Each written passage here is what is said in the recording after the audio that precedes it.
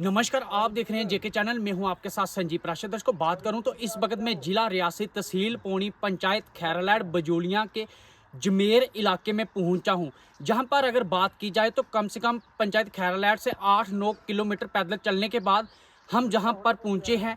और कहीं ना कहीं अगर बात की जाए तो इस जमेर जगह में काफ़ी नुकसान हुआ है। यहाँ पर रेवेन्यू डिपार्टमेंट से पटवारी जी पहुंचे हुए हैं, उन्हीं के साथ इस पंचायत के सरपंच करुणानिधि जहां मौके पर पहुंचे हुए हैं और इस जगह का जायजा ले रहे हैं कि कितना नुकसान जहां पे हुआ है। तो जिस तरह से हमने जहां पे सुना है कि कहीं ना कहीं अगर बात की जाए तो जानवरों का नुकसान हुआ है और कुछ लोगों को भी जो चोटें आई हुई हैं। तो जहाँ पे अगर बात की जाए तो जो लोगों के मकान हैं उनकी पूरी पूरी छतें उड़ गई हैं। तो आओ मैं आपको जहाँ से कुछ दृश्य दिखाता हूँ।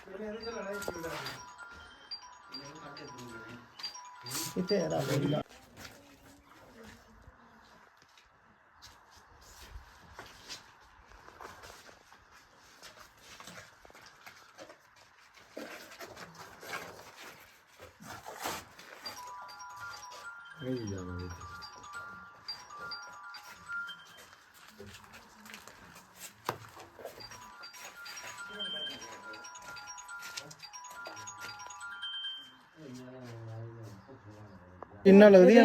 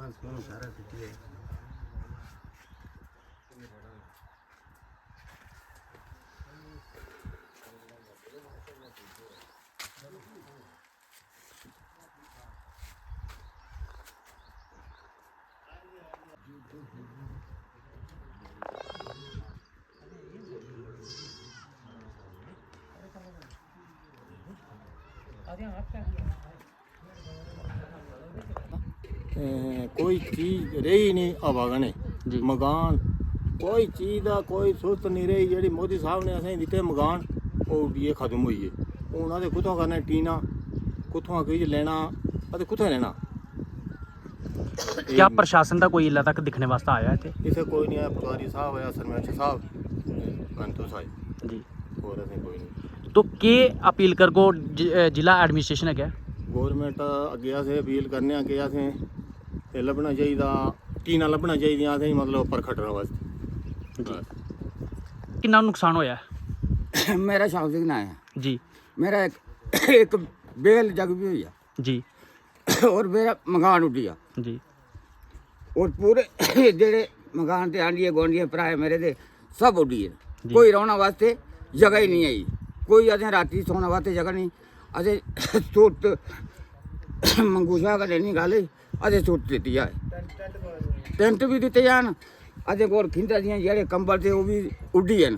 क्या इला तक कोई दिखने की आया थोड़ा? एले तक कोई नहीं दिखने आया, सरपंच साहब और आए, पटवारी साहब और आए जी और अदूद आयो जी और कोई नहीं है। तला मैं सवेरे दी मंगू शाह की भी तला दी थी, वाका टीम में ऊपर भेजा था। ये साढ़ा ग्रां जमेर मोड़ा अजमेर ग्रां है साडा ब्यूलियां बिदरे भी बड़ी बुरी ला दे उत्ते भी पता लेता खाली फोन के पता लेता उन्हें तो बिजली सूरते ना फोन चलते न सब कुछ बन दिया साड़ी मदद होना चाहिए ग्रां मंगू शाह जो करे साड़ी सहूलत होना चाहिए हर एक चीज़ की। जी साढ़े कनक कोई चीज़ रही नहीं।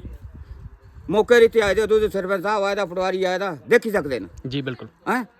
मकान की ला देखते थे, टीन कूदे गई थी, वो टीना ये लग दियां नहीं, सब टुटी दियां, दीवारें जड़ियां वो भी डिगी दियां।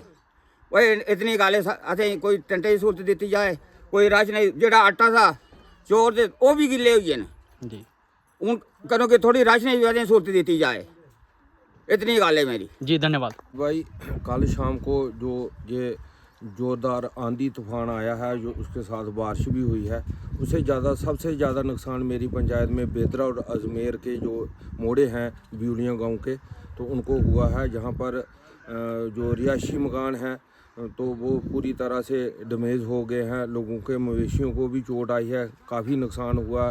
लोगों का जो सामान था खाने पीने का या रिहाइश में जो भी मकान होता रोज़मर्रा की ज़रूरत, वो सब तबाह हो गया है।